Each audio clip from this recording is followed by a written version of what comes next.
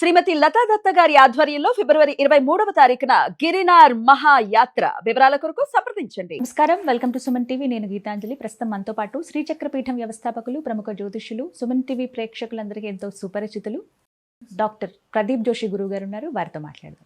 గురుగారు నమస్కారం అండి. శ్రీమాత్రే నమః. గురుగారు, సూర్యగ్రహణం సరే ఎప్పుడు ఉండబోతోంది? కాలం, సరైన సమయం అనేది తెలియచేయండి. అసలు మనకు కనిపిస్తుందా భారతదేశంలో పట్టువిడుపుల సమయాలు?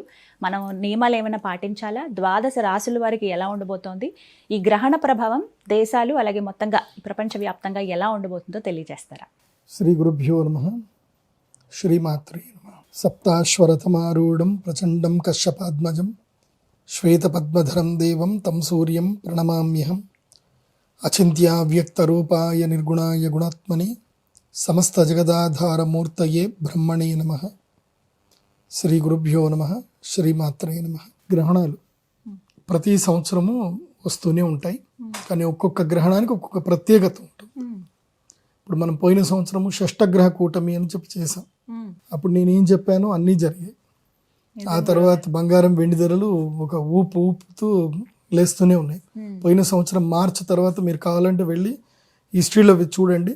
నేను చెప్పాను అప్పుడు ఇక్కడ నుంచి మొత్తం తారుమార్లు అయిపోతాయి అని చెప్పాను. అదే జరిగింది.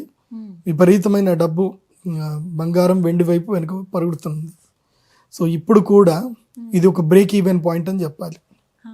ఇది ఉగాదికి ముందు శివరాత్రి తర్వాత వచ్చేటువంటి అమావాస్య రోజున సూర్యగ్రహణం రాబోతుంది. అయితే ఈ సూర్యగ్రహణం ఈసారి భారతదేశంలో ఈ సూర్యగ్రహణం కనబడదు. ఇది అంటార్కిటికా దేశము లోపల, సో కంకణగ్రాస సూర్యగ్రహణం అంటే రింగ్ ఆఫ్ ఫైర్ అంటారు. సో అలాంటి సూర్యగ్రహణము మనకి అంటార్కిటిక్లో కనిపిస్తుంది, మన దగ్గర కనపడదు.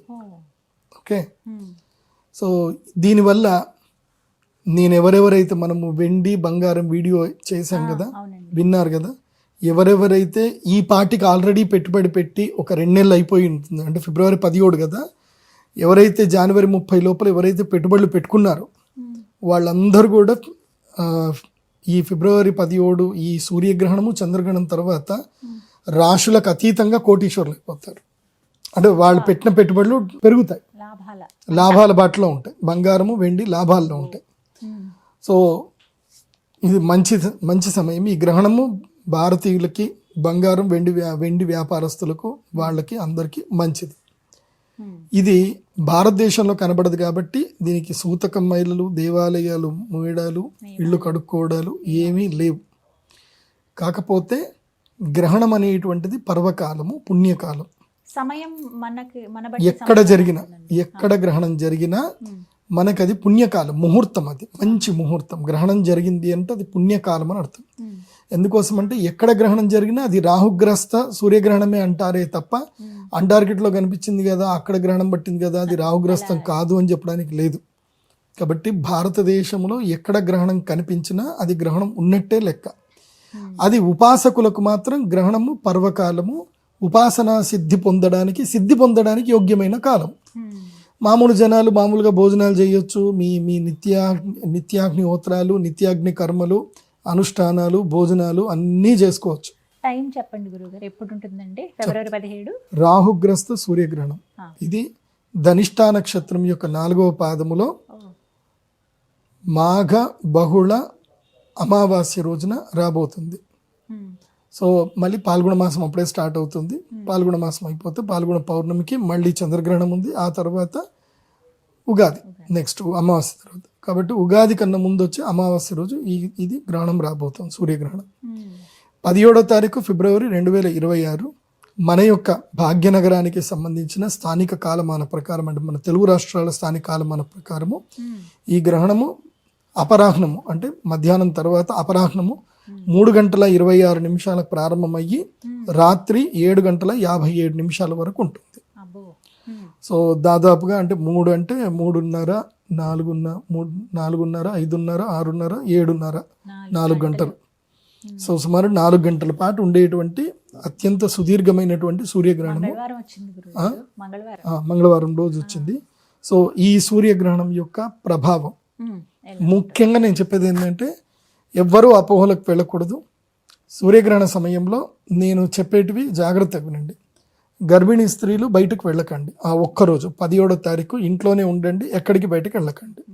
అక్కడి వరకే మీరు భోజనాలు చేయొచ్చు, టీవీలు చూడొచ్చు, తినొచ్చు, ఏదైనా చేసుకోవచ్చు, బయటకు వెళ్ళకండి. సూర్యుడి వెలుగు లోపలికి వెళ్ళకండి, అంతే. తర్వాత ఈ గ్రహణము పుణ్యకాలం కాబట్టి ఇట్టి సమయము లోపల అగ్ని కార్యాలు, పూజలు, అనుష్ఠానాలు చేసుకుంటే మంచిది.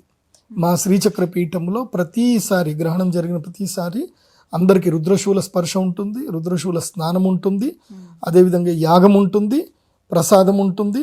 చాలా అద్భుతంగా జరుగుతుంది. మొత్తం నాకు తెలిసి తెలుగు రాష్ట్రాల్లో నా దగ్గర మాత్రమే జరుగుతున్నాయి నేను అనుకుంటున్నాను. వేరే వాళ్ళు ఎవరైనా చేస్తున్నా సంతోషం. నా దగ్గర మాత్రం ఒక పద్ధతి, ఒక సిస్టమ్ అయితే ఉంది. అది ట్రెండ్ స్టార్ట్ చేసింది మేము. కాబట్టి ఎవరైనా తమకి జీవితం లోపల కష్టాలు, ఒడిదుడుకులు, బాధలు ఉన్నాయి, ముఖ్యంగా అనారోగ్య సమస్యలు, ఆరోగ్య సమస్యలు ఉన్నాయి, మానసిక దౌర్బల్యం ఉంది, ఆత్మస్థైర్యం కోల్పోతున్నారు, అలాగే పాపకర్మ ఎక్కువగా ఉంది అని వాళ్ళకి అనిపిస్తూ ఉంటుంది. కొంతమంది అబ్బా ఏం పాపం చేసుకున్నామో రా, ఈ జీవితం అంతా ఇట్లనే ఉంది అని ఎప్పుడైతే వెస్ట్ అయిపోతున్నారో, అట్లాగే జీవితం లోపల జాతకం మారాలి, నా జాతకం ఇక్కడి నుంచైనా నా జాతకం మారాలి అని కావాలి అనుకునే వాళ్ళు మాత్రం ఈ గ్రహణం రోజు అటెండ్ అవ్వండి. ఇది సూర్యగ్రహణానికి, చంద్రగ్రహణానికి రెండింటికి వర్తిస్తుంది.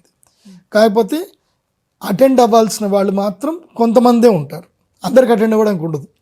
ఛాన్స్ కొంతమందికే ఉంటుంది, 8 రాశులకే ఉంటుంది, మిగతా 4 రాశులకు ఉండదు. ఓకే, సో ఆ మిగతా 4 రాశులు ఖాళీగా హాయిగా ఇంట్లో కూర్చోవాలి, జపం చేసుకోవచ్చు, వస్తే మా దేవస్థానంకి వచ్చి సేవ చేసుకోవచ్చు, ఉంటే చంద్రగ్రహణం, సూర్యగ్రహణం రెండింటికి యాగాలు చేసుకోవచ్చు, అందరూ చేసుకోవచ్చు. బట్ బెనిఫిట్ మాత్రం ఎవరెవరికి అవుతుంది అని మాత్రం చెప్తాను. ఈ సూర్యగ్రహణము ప్రత్యేకత ఏమిటి అది కూడా చాలా బాగా తెలుసుకోవాలి. ఈ సూర్యగ్రహణము పంచగ్రహ కూటమిలో జరుగుతుంది. పోయిన సంవత్సరం పంచగ్రహ కూటమి ఏర్పడింది, రేట్లు భయంకరంగా పెరిగిపోయాయి, బంగారం, వెండి రేట్లు. పోయిన సంవత్సరం మార్చి నుంచి చూడండి, మార్చు చంద్రగ్రహణం ఏర్పడింది, షష్టగ్రహ కూటమి ఏర్పడింది. గతం అక్కడి నుంచి సిల్వర్ జంప్ పరిగెడుతూనే ఉంది. అక్కడి నుంచి ఇక్కడికి 200 టైమ్స్ అయిపోయింది.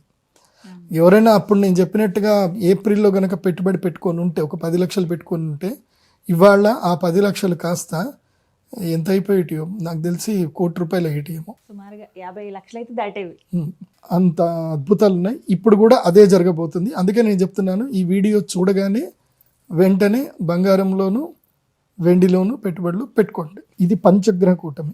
ఎందుకు చెప్తున్నాను బంగారం, వెండి అంటే ఒకటి బాగా గుర్తుపెట్టుకోండి. ఎప్పుడైతే పంచగ్రహ కూటమి ఏర్పడిందో, బుధుడు, శుక్రుడు, రాహువు, రవి, చంద్రుడు, ఇవి 5 కూడా ఏంటంటే శీఘ్రగతి కలిగినటువంటి గ్రహాలు. శీఘ్రగతి. బుధుడు, శుక్రుడు సూర్యుడితో పాటు వాళ్ళు వెనుకనే ఉంటారు. వాళ్ళు ఎప్పుడు బుధ శుక్రుడు ఎప్పుడు సూర్యుడితోటే ఉంటారు. చంద్రుడు అతి శీఘ్రగతుడు. కాబట్టి ఈ టైంకి ఏం జరుగుతుంది అని అంటే యుద్ధాలు జరుగుతాయి. ఇప్పుడు ఆల్రెడీ ఇరాన్ యుద్ధం జరుగుతుంది అని ఏదైతే సిచ్యువేషన్ ఉందో, ఇది 3వ ప్రపంచ యుద్ధానికి కూడా దారి తీసేటువంటి అవకాశాలు ఉంటాయి. కాబట్టి ప్రపంచ యుద్ధాలు జరుగుతున్నాయనంటే జనాలందరూ ఎక్కడ పెట్టుబడి పెడతారంటే బంగారం లోపలనే పెట్టుబడి పెడతారు. ఈవెన్ సిల్వర్ని సేఫ్ హెవెన్ అనుకుంటారే కానీ ఈవెన్ బంగారం మోర్ దెన్ ప్రెషియస్, దానికన్నా బంగారం ఎక్కువ ప్రెషియస్. సో బంగారం రేట్ ఇట్లా ఎగురుతూ వెళ్ళిపోతానే ఉంటుంది. సో వెండి కూడా దాంతోపాటు పోతానే ఉంటుంది, పెరుగుతుంది. ఎందుకోసమంటే ఎప్పుడైనా జియోపొలిటికల్ ఇష్యూస్ వచ్చినా, వార్ వచ్చినా, ఏదొచ్చినా ఇన్వెస్టర్స్ అందరు కూడా సేఫ్ హెవెన్ అని చెప్పి బంగారం, వెండిలోనే పెట్టుబడులు పెడతారు. మునుపంతా బంగారంలో పెట్టేవాళ్ళు. పోయిన సంవత్సరం షష్టగ్రహ కూటమి గ్రహణం జరిగిన తర్వాత వెండిలో స్టార్ట్ అయ్యారు. పోయిన సంవత్సరం నుంచి వెండి చాలా ఎక్కువైపోయింది. కాబట్టి ఇది బాగా సూక్ష్మంగా అర్థం చేసుకోండి.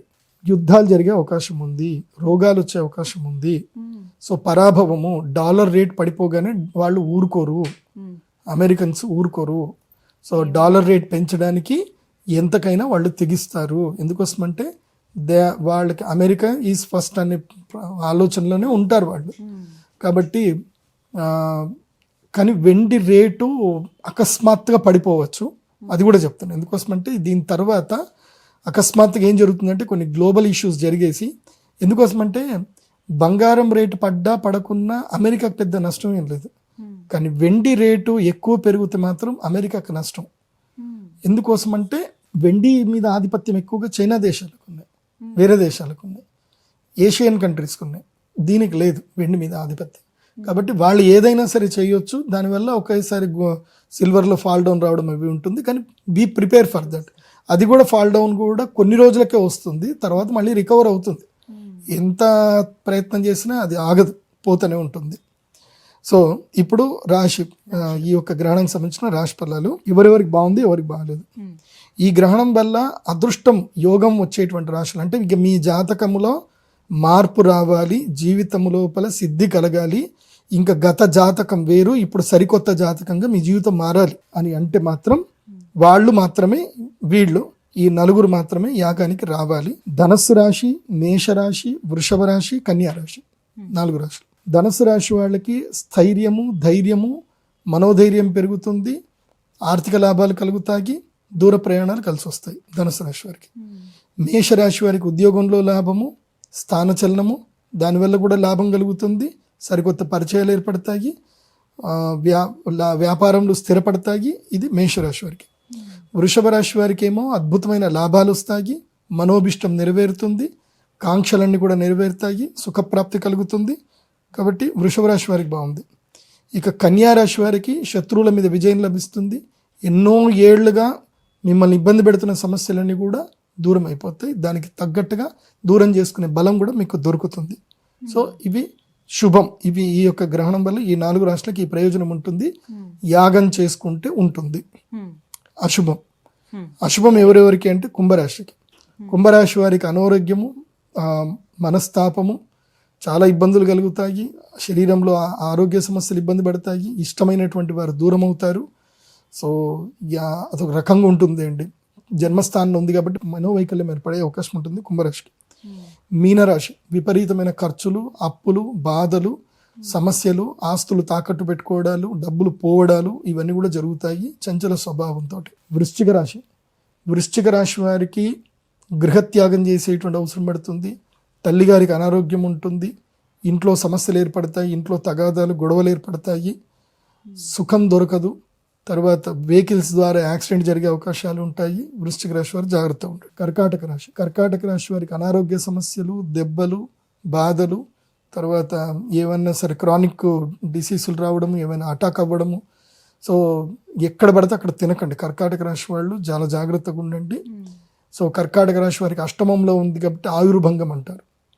సడన్గా ఏదో జరిగి ఎక్కడో ఏదో పడాల్సింది వచ్చి మీ నెత్తి మీద పడుతుంది, కాబట్టి చాలా జాగ్రత్తగా ఉండండి కర్కాటక రాశి. ఇక మిగతా రాష్ట్రాలు అయినటువంటి మకర, తుల, సింహ, గురు ఈ రాష్ట్ర వాళ్ళకి చాలా సాధారణంగా ఉంది. Not good, not bad. Okay, ఇది సూర్యగ్రహణానికి సంబంధించిన వివరణ.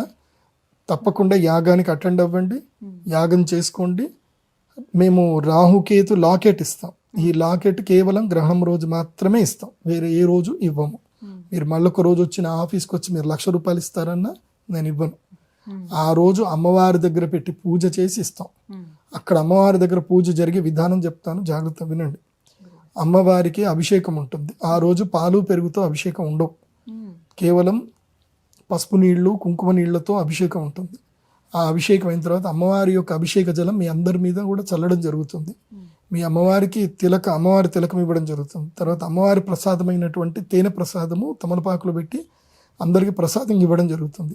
ఆ తర్వాత యాగం కూడా ఉంటుంది. యాగం అయిపోయిన తర్వాత మీకు రుద్రశూల స్పర్శ ఉంటుంది. రుద్రశూల స్పర్శ తర్వాత మీకు ఎక్కడికి తీసుకెళ్తాం, మీ అందరికి ఒక మాల ఇస్తాం, ప్రత్యేకమైన మాల ఇస్తాం. సో ఆ మాలని మీరు మెడలో ధరించాలి. ధరించిన తర్వాత అక్కడి నుంచి బాసర పుణ్యక్షేత్రంకి వెళ్తాం. గోదావరి నదిలో స్నానం చేస్తాం. గోదావరి నదిలో స్నానం చేసినాక మళ్ళీ మీరు ఆశ్రమానికి వచ్చి భోజనం చేసి ఆశీర్వాదపూర్వకంగా మీకు ఇచ్చినటువంటి యంత్రం ఏదైతే ఉందో అది తీసుకొని మీరు వెళతారు. దీనితోటి ఆ యంత్రాన్ని పెట్టుకుని ధ్యానం చేయటం వల్ల, ఆ అరిష్ట నివారణ యంత్రాన్ని పెట్టుకొని మీరు ధ్యానం చేయటం వల్ల ఇక మీకు జీవితంలో అరిష్టం రాకుండా అది మిమ్మల్ని ప్రొటెక్ట్ చేస్తుంది. ఇది గ్రహణం. కాబట్టి వెబ్సైట్ pradeepjoshi.com వెబ్సైట్ ద్వారా కన్సల్ట్ చేయండి. వెబ్సైట్లో ఉన్న మొబైల్ నెంబర్కి మాత్రం ఫోన్ చేయండి, వాటికే పేమెంట్ చేయండి. వేరే ఏ నెంబర్లకు పే చేసినా మాకు సంబంధం లేదు. ఇంకోటి కూడా చెప్తున్నాను, మీరు మెంటల్గా ప్రిపేర్ అయ్యే రండి. నా దగ్గరికి యాగానికి వస్తే నేను వెళ్ళమని చెప్పేదాకా అక్కడనే ఉండేటట్టుగా రావాలి. నాకు బస్ టైం అయిందండి, ఫ్లైట్ టైం అయిందండి అట్లా రావద్దు. నా ఆజ్ఞ తీసుకొని పోయేటట్టుగా రండి. మోస్ట్లీ ఇప్పుడు 17వ తారీఖు మీరు యాగం జరుగుతుంది కాబట్టి 17వ తారీఖు మీరు అందరు కూడా మధ్యాహ్నం 12 గంటల వరకు అందరు అక్కడ రెడీ వచ్చేసేయాలి. సో 3:26 4 గంటలకు యాగం స్టార్ట్ అవుతుంది. సో ధ్యానము అవన్నీ కూడా ప్రక్రియలన్నీ నడుస్తూ ఉంటాయి. మీకు జపం కూడా ఇస్తాము. సో 8 గంటలకు యాగం అయిపోతే సో మీరు అక్కడికి వెళ్ళి స్నానం చేసుకుని వచ్చి రాత్రి 9 గంటల వరకు భోజనం చేసుకుంటే ఆ తర్వాత వెళ్ళొచ్చు. అప్పటిదాకా నాకు టైం అవుతుందండి, నేను తొందరగా వెళ్ళాలండి, నాకు సగంలోనే నాకు ఏదో చెప్పి పంపించేసేయండి అంటే మాత్రం రావద్దు. స్ట్రిక్ట్గా ఉండడానికి ఆ రోజు వీలైతే నాతో నేను కొంచెం మాట్లాడతాను, మీ అందరితో మాట్లాడతాను, మీకు కొన్ని మంచి చెప్తాను. కాబట్టి రాత్రి 11 గంటల వరకు ఏ పనులు పెట్టుకోకండి. ఫిబ్రవరి 17వ తారీఖు రాత్రి 11-12 గంటల వరకు ఏ పని పెట్టుకోండి. రాత్రి కావాలంటే మీరు డిస్పాచ్ మళ్ళీ మీరు ఇంటికి వెళ్ళిపోవచ్చు. మోస్ట్లీ 11 గంటల వరకు అయితే మీరు అందరు కూడా అక్కడ ఉండేటట్టుగానే ప్లాన్ చేసుకొని రండి. ఈ ప్రభావం ఎన్ని రోజులు ఉంటుందండి? ఇప్పుడు చెప్పారు కదా రాశులకి ఈ విధంగా 45 రోజులు ఉంటుంది. 45 రోజులు. అప్పటికి ఉగాది కూడా వస్తుంది. ఉగాది అయిపోతుంది. ఉగాది వచ్చి వెళ్ళిపోతుంది కాబట్టి ఈ గ్రహణం ఏదైతే జరుగుతుందో ఇది మనకి చైత్ర పౌర్ణమి వరకు వీళ్ళకు ఉంటుంది. రాహుగ్రస్తం చైత్ర పౌర్ణమి వరకు ఉంటుంది. ఆ 45 రోజుల్లో 45 రోజుల్లో ఇవన్నీ కూడా జరుగుతాయి. జాగ్రత్తగా ఉండాలి. చక్కగా వివరించారు. ధన్యవాదాలు గురుగారు. శ్రీమాత.